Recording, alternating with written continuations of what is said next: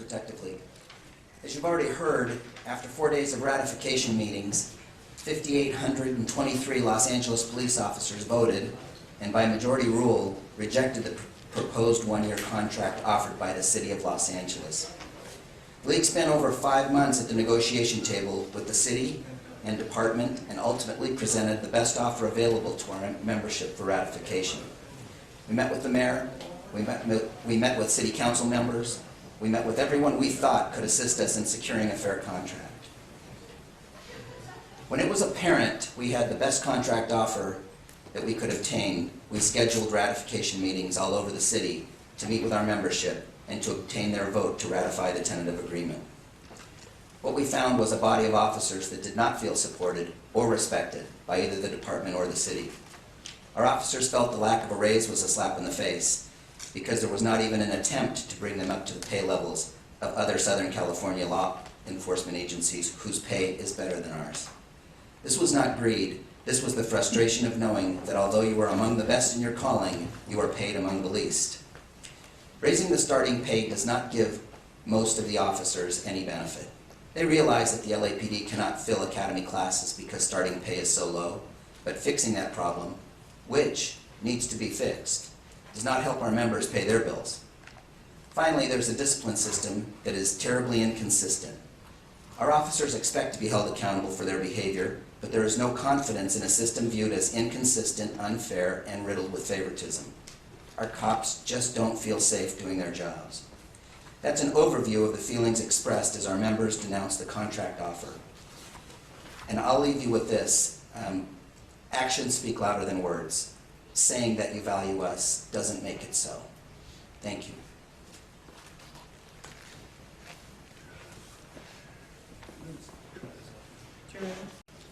Morning. Morning. For the first 15 years of my career, I used to trivialize the discipline system as unfair and a double standard.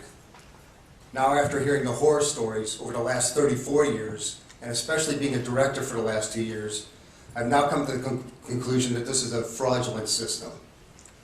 During the last contract negotiations, the League attempted to change some of the inherent problems with the discipline system.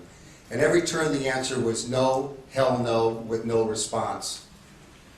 I'm requesting the Office of Inspector General to work with our board in an attempt to fix this fraudulent system. I will bring numerous examples forward to the Inspector General, highlighting some of the tragic stories due to this inherently unfair and biased system. Members of the Commission, we brought to you our concerns today because you are head of the Los Angeles Police Department. Not only are you charged with making sure the citizens are being treated fairly, you're also charged with making sure the officers are being treated fairly. And it's under that duty, we are requesting your assistance to help solve the problems of our membership. Thank you. The next speaker, Mark Cronin, followed by Peter Ripovich. What is a ghost car? Deploying officers who aren't actually working on the street, but giving the statistical impression that an area has sufficient resources when in fact they do not. The bad thing about ghost cars is that when you're in the field and broadcast, officer needs help because you're in serious danger, Casper never shows up. If the inevitable occurs, it is customary for divisions to rob Peter to pay Paul, leaving surrounding divisions now depleted. Sworn personnel are just crossing their fingers that there aren't multiple incidents in different areas requiring resources that don't exist. Officer safety should be the priority, and sworn personnel have suffered enough loss, especially this year. Failure to solve the overtime problem ultimately is an officer safety issue. Roll calls are decimated by the numbers of officers who must stay home because their overtime banks are too high. Pressure on watch commanders to provide coverage with inadequate numbers of officers to meet the demand end up enforcing them to generate creative ways to make it appear like minimum standards are being met. It is not the watch commander's fault. This should never be a bargained issue. It is the mismanagement of allocated assets that is at fault, and that occurs at a much higher level. It is smoke and mirrors. Officers only know that they are out there with insufficient units to do the job. There's also a shortage of supervisors in the field for the same reason. This continues to be a recipe for disaster that needs to be fixed now. Peter Repovich. I'd like to thank the membership that came out here today. Thank you for listening to us. Police officers who work overtime need to be compensated and be paid like every other city police department in the nation. Engaging in the business and sending home officers as a method of payment needs to stop. Forced time off hurts the people of Los Angeles, hurts the deployment ability of the department, and contributes to the unfunded liability that the financial world shakes their head at. I know the city of Los Angeles policymakers do things in a different manner sometimes, but not paying our officers who come to work and are required to work overtime and are then sent home to burn that time so that officers don't receive compensation, cash, is unacceptable, extremely disrespectful, and demeaning. To make it worse than not paying them, our officers have been ordered continually to burn time, and when they do so, take time off at the convenience of the department rather than enjoying some time at the discretion of the officer and potentially his or her family. The city just needs to compensate for the hours worked and end the credit card approach to compensation for police officers. They deserve better. Forced time off and the department's insistence to not compensate regularly has brought much resentment among our members and has pushed our officers to consider other employment. With all due respect, I ask the City of Los Angeles to take responsibility for paying for our officers for the heroic work that they do every single day. With frustration, it seems all too often the Los Angeles Police Protective League, when attempting to address any issues of control, power, or working condition, is met with a swift resistance and dismissal. I would ask this policy body, the Police Commission, to address the lack of respect that our officers endure daily by reviewing the overtime compensation issue, the disciplinary system, the lack of COLA-based pay to be competitive with neighboring agencies, and the general working conditions that manifest the disrespect our officers feel on a regular basis. I ask that going forward that our officers be treated with honor and respect. Thank you. Madam Vice President, thank you very much. And the name is Adolph Rodriguez. Every officer knows that the department has to investigate misconduct and come up with a resolution to any of the allegations.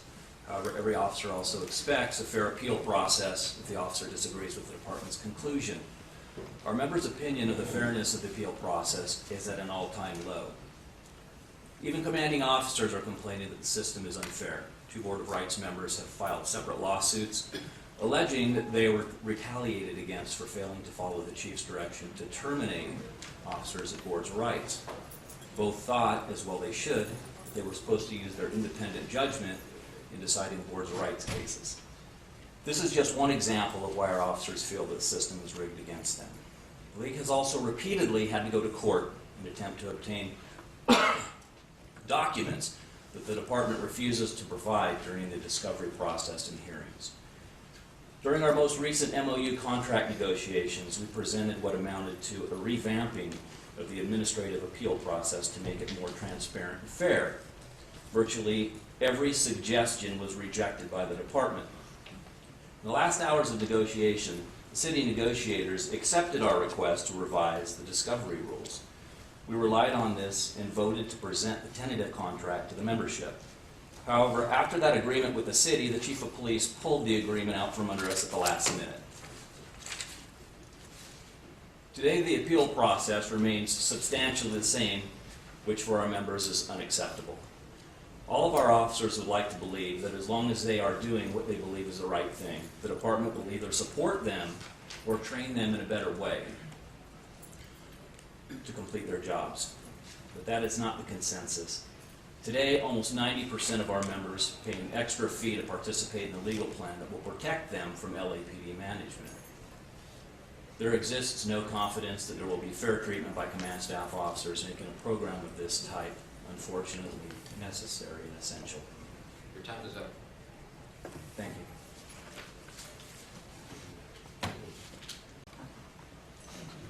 Good morning. Good morning, and thank you to all LAPD officers that are here today.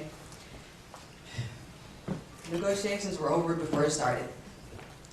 For a mayor to say, we have no money, $8 billion budget, but no money was budgeted for raises, 15 million in overtime. Where's the value? You know, you could say that we're valued as police officers, work the streets every single day, put our lives on the line every single day. And to have a contract that was over before it started, it's not right. LAPD officers, they were here for the city. When the city was in financial issues, problems, it was us, the LAPD officers, who gave up everything. We gave up $100 million in overtime and other concessions as well. But we thought that this city would pay us back. We were naive. We thought that after giving up everything, this city would say, thank you, LAPD officer. Instead, slap right in the face. It's the truth. Not blaming you, Chief, but this city has to do better. You cannot look at LAPD officers and tell them we have no money. Because you know why? Look downtown. Look at all these buildings coming up downtown. This city is rolling. And to tell a LAPD officer that you have no money to give them any raises is not true. Because if we're valued, you please treat us like we're valued.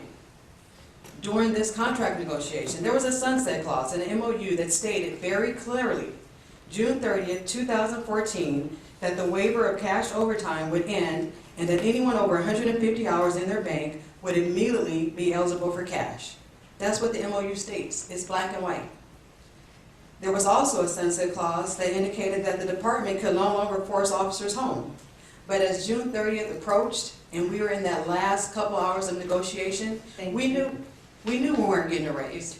But if I could bring cash overtime to these officers who have not had cash overtime in 5 years, give us that opportunity. Don't tell us that the MOU contract said that we can't have that. I'm sorry, I'll come back up, guys. Good morning. I will give you an overview of what we experienced in those 16 ratification meetings we had with almost 6,000 officers, and my fellow directors will have more specific comments. By the way, in my time on the job, in the memory of those with more time on than me, there has never been a response of as many members as this to a contract ratification. What I was exposed to was a deep-seated frustration and anger in our officers. We had obtained some benefits in the proposed contract for them, but there was no cost of living increase adjustment. The level of opposition and the emotion and the opposition to the terms presented to them convinced me that there were more problems in the ranks that could be fixed even with money. There are root problems that need to be solved as well as economic problems. There is a deep distrust of both management and of the city. We heard over and over again that it doesn't matter what the agreement is, quote, they will do whatever they want to do. We assured them that we would sue, but everyone knows that this is time-consuming and expensive. The point is that there's a trust problem. Officers feel alienated from management and the city. They do not feel like partners. Somehow the feeling that we are all united in a mission must be restored.